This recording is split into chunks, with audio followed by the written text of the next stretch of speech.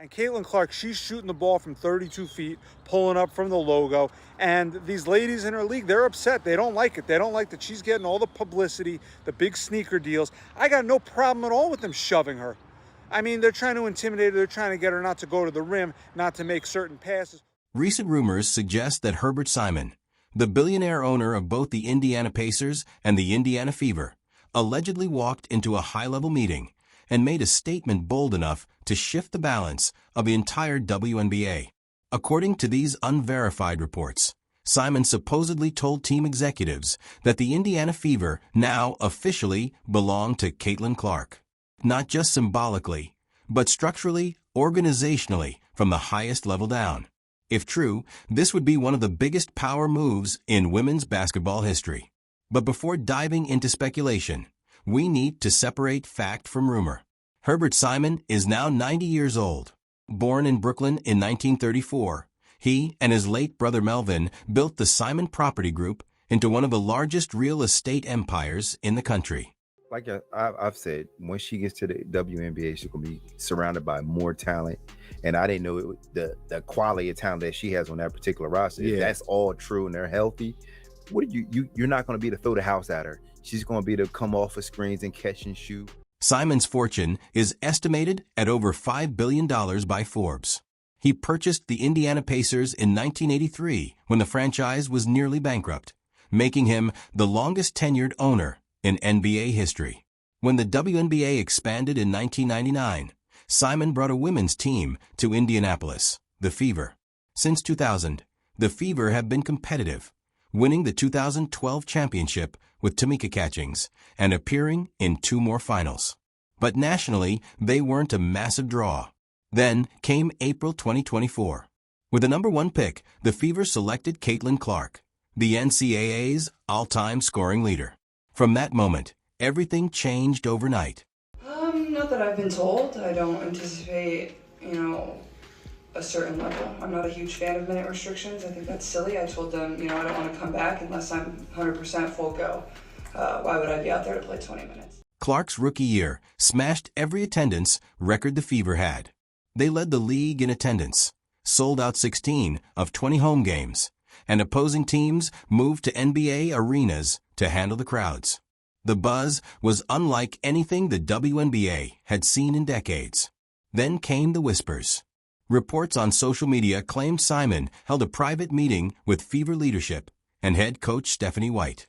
Allegedly, Simon made it clear that the organization now needed to revolve entirely around Clark, that roster decisions, developmental priorities, and long-term plans should be built around her.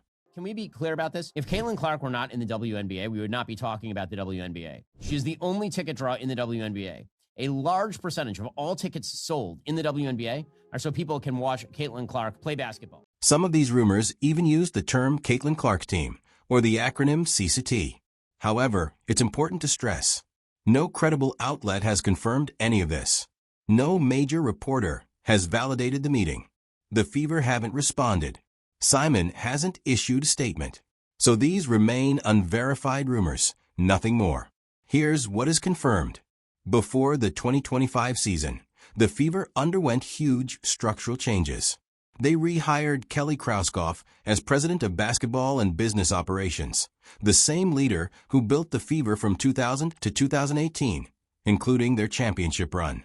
They also added Amber Cox as COO and GM, and they brought back Stephanie White as head coach. I thought she got fouled. I think it's pretty egregious what's been happening to us the last few games. A minus 31 free throw discrepancy.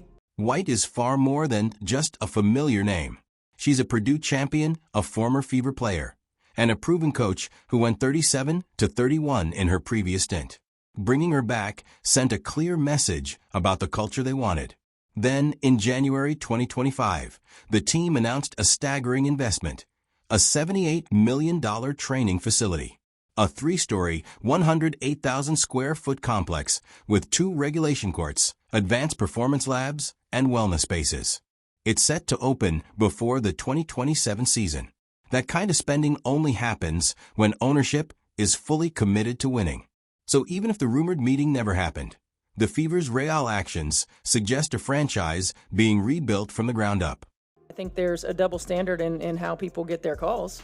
I think Kelsey Mitchell, number one, is held or chucked on every freaking possession and never gets a call off the ball.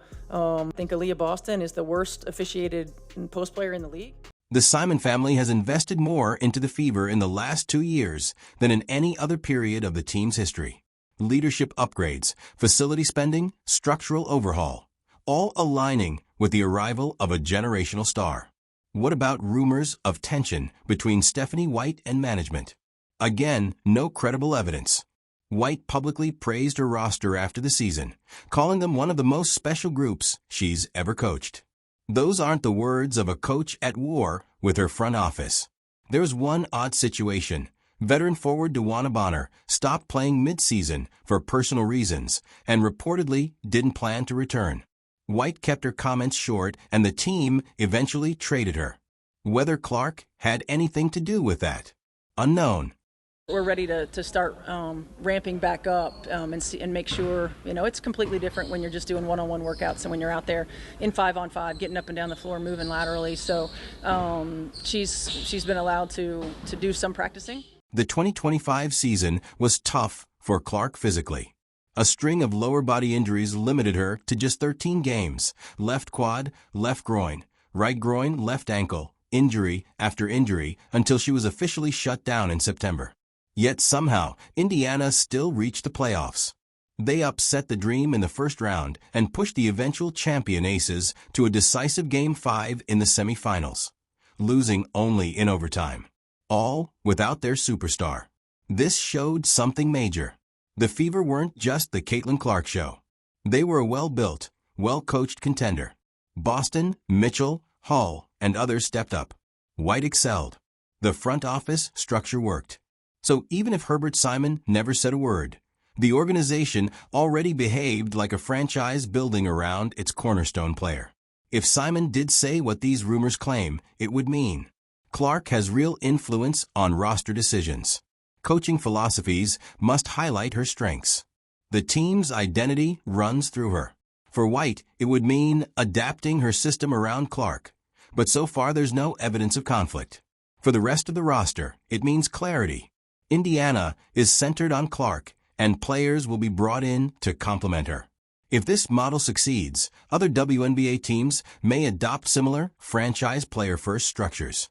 Bottom line, we can't confirm the rumored meeting, but we can confirm the Fever have rebuilt themselves in a way that clearly revolves around Caitlin Clark, whether quietly or explicitly. They've chosen their path. Now the question is whether it leads to long-term success.